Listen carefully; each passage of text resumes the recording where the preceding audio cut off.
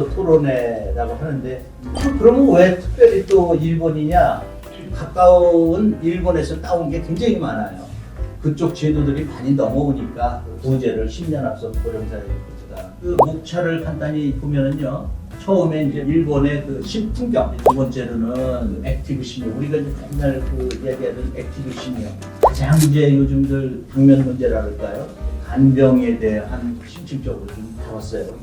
결국은 이런 걸 토대로 해서 본격적인 그런 시니어 비즈니스가 이제 많이 오른다. 이런 식으로다가 책을 아마 쓰신 것 같은데 오늘 이제 제가 서두에 말씀을 드리는 거는 현실하고 비춰서 와닿더라. 이런 거 위주로 한 가지씩 또 생각나는 것들을 말씀을 하시면 거기에 대한 다른 분들의 의견 하나하나 말 그대로 진행을 했으면 좋겠습니다. 책을 하나의 바이블로 삼아야 될 이유는 그중에서 가장 인상적이었던 게 일본에서 시도된 빙장이라는 겁니다. 한자로 올려서 장례를 치른다. 그 빙장은 환경보호 차원입니다. 그래서 액화 수소를 이용해서 시신을 올려서 그 다음에 이제 분쇄를 하게 됩니다. 그러면 한국에서 가장 논란이 많은 화장장이 아파트 지역이나 주거 환경 지역에 들어온다는 걸 엄청나게 반대하지 않습니까? 그 님비의 일종이지만 그래서 그런 요소를 첫째 차단할 수 있고 두 번째 환경 부분은 유해 요소가 배출되지 않습니다. 환경적인 측면에서 탄소 발자국에 하나의 우리가 일익을 할 수 있다라는 그런 큰 의미도 있는 것 같습니다. 우리나라의 장례 비즈니스 하시는 분들이 고려해야 될 사항이 중에 하나가 아닌가. 빙장까지도 심각하게 생각할 필요가 있지 않을까. 가장 인상 깊었던 게 그 빙장입니다. 저도 그거 읽고서는 굉장히 동감을 했고요. 우리나라에도 이런 제도가 들어오면은 좋을 것 같아요. 왜냐하면 화장도 그게 환경오염이 되거든요. 이거 우리나라도 도입했으면 좋겠다 그런 생각을 했습니다. 지금 이제 이 책에서 저 반려견 고령화에서 반이 굉장히 저한테 좀 인상이 깊었고 끌어안아야 되는 경제적인 부담도 굉장히 크고 우리 아이들은 보험도 들 수 없는데 경제적인 문제나 반려견에 대한 그 책임 이런 부분이 있고 이 문제를 방치하고 두면 유기견 문제로 사실 살질 문제가 있는 거거든요. 그러다 보니까 이제 지금 일본에서는 이제 보험에 대한 활성화, 연금제도 이런 것들이 이제 시도되고 있는데 우리는 아직 좀 미흡한 부분이 있어서 사실은 시장 규모 측면에서도 미리 준비하고 이런 것들을 해나가는 것도 굉장히 중요하다 생각이 들어서 저 같은 경우는 이 책을 읽으면서 손자하고 손녀가 있다 보니까 일본이 이제 특이하게 손자의 날이 있다. 의미가 있지 않느냐. 우리나라도 그 의미 있는 어떤 날을 하나 만들어 놓으면 우리도 좋겠다. 아이들이 줄어드니까 한 아이한테 많은 양을 팔아야 된다고 하더라고요. 그래서 6개의 포켓을 연다는 게 저는 좀 재밌었던 요즘은 6포켓에서 넘어서서 8포켓이에요. 그러니까 고모, 삼촌, 외삼촌까지 있으면은 들어. 그래서 저 최고 10포켓까지 나온다는 거 아니에요?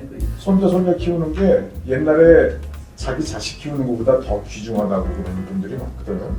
그런 걸 보면은 우리도 저런 아이디어를 갖다가 만들어서 한다 그러면은 저거는 분명히 비즈니스가 될 수 있는 가능성이 있다라고 이렇게 좀 판단이 되는 것 같아요. 비즈니스가 되죠. 종활이라는 단어를 일본이 먼저 맞아요. 만들면서 네, 그게 죽음을 맞아. 담담히 준비하고 있다는 거가 너무 놀라웠고 그게 비즈니스로도 확대가 되고 있잖아요.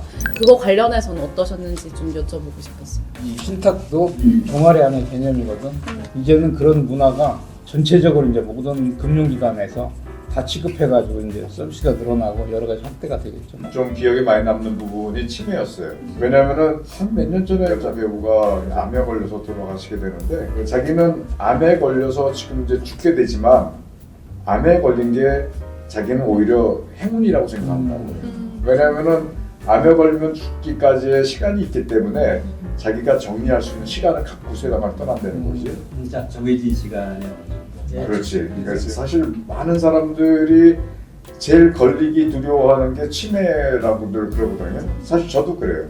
저도 그런데 이제 그 치매에 걸리는 것 때문에 지금 뭐 웰다이랑 관련해서 여기도 뭐 제3배분 얘기도 나오고 막 그러지만은 뭐 심지어는 1년에 한 번씩 그걸 업데이트를 시키는 게 좋다. 뭐 이렇게 얘기를 하더라고요. 근데 이제 저는 개인적으로 관에 들어갔다 나오는 행사도 있고 막 그랬잖아요. 그런 거 있어요. 개인적으로 저는 아직까지 그거를 할 용기가 안 나더라고요. 왜냐면은 마음이 좀 이렇게 다운이 될까 봐. 막 이렇게 좀 액티브하게 살고 싶은데 그런 거를 갖다가 내가 뭐 마음속에 두고 있는 순간부터 마음이 뭔가 이렇게 좀 다운이 되는 것 같아서 필요하다는 건 인정을 하겠는데 막상 실천은 아직까지는 좀 저는 보내드리고 싶습니다. 제일 공감이 갔던 말이 인생 100세 시대를 살면서 20대 대학에서 고작 몇 년 배운 것으로 평생을 써먹을 예, 수는 없다. 바로 그거죠. 너무 공감을 하는 네, 거예요. 저도 거기에 굉장히 공감을 하는데 맞아요. 이제 뭐가 있냐면 그 공직에 있으면서 내 나름대로 최대로 발휘한 적이 언젠가 한 10년 남짓이에요. 그러면서 거기에 안주해서 다른 길을 쳐다보지 않는다는 것은 결국 인생 전체로 보면 불행하다는 거고, 그러면 더 역동적으로 인생을 살 수 있음에도 불구하고 한 번 어느 직장에 딱 들어가면 안주하기 쉽죠. 왜냐면 거기서는 안정적으로 생활이 유지되니까. 일본도 그렇고 우리도 지금 그런 게 많은데 연공서열이거든요. 나이가 많은 무조건 급여가 많아. 다른 길을 가지 못하게 하는 요인이 돼요. 그래서 최근에는 이제 직무성과제나 이런 걸로 이제 다 바꿔가고 있는데, 그래도 이제 아직도 그걸 완전히 못하고 있는 실정이지만, 아무튼 그런 점에서 저는 굉장히 그 인상 깊게 봤거든요. 감독님과 같이 말씀해주시고요. 일본이 지금 60세 이상 되는 사람들에 대해서도 의무적으로 채용하지 않은 부분에서 먼저 시니어 스페셜리스트 제도가 있고, 우리나라 고용법에서 보면 채용을 안 하는 분인데 일본은 이런 걸 적극적으로 활용해서 기업들이 오히려 나이든 7080에 있는 사람들을 채용하는 분위기를 만들어냈던 부분에서 우리가 캠페인을 어떻게 진행해야 될까라는 부분들에 대한 아젠다가 있었어요. 사회적으로 7080 세대들이 갖는 전문성, 그 많은 경험 이런 부분들을 이제 고용 채용해서 이렇게 법률적으로 보완해서 좀 기준을 마련하고 자유롭게 그렇게 할 수 있는 분위기를 만들어주는 게 더 중요하지 않겠나 이런 부분에 대해서 좀 생각해봅니다. 사실은 우리가 최저 시급을 바꾸서라도 일할 수 있는 기회가 있으면 하겠다라는 사람들이 수두룩한데도 사실은 그게 제대로 안 되는 게 현실이거든요. 이제 그런 것들이 우리가 좀 짚어봐야 되는 문제들이고, 그래서 우리가 물건도 보는 거고, 현실은 벌어지고 있는 상황들이랑 좀 맞지 않는 부분들이 있으니까 개선할 수 있는 방법에 대해서 한번 생각해보고 있다고 생각합니다. 또 이 파트 중에서 뭔가 좀 의미 있는 그런 저기가 있나요? 제가 보기에는 한 25년 전에 일본에서 이렇게 시작을 했어요. 2000년 초부터 이제 이런 일을 시작해서 퇴직한 사람들을 싹 모아가지고 시니어 팀을 아예 만들어가지고 처음부터 그 대신 니들 연봉 받는 거 반밖에 못 준다. 할 사람 붙어라 그래가지고 한 20명을 모았는데 한 명도 노한 사람이 없다고 그러더라고요. 젊은 친구들이 뭐라 하냐면 10년, 20년 후에 할순이 제 모습이야 이렇게 얘기를 하거든요.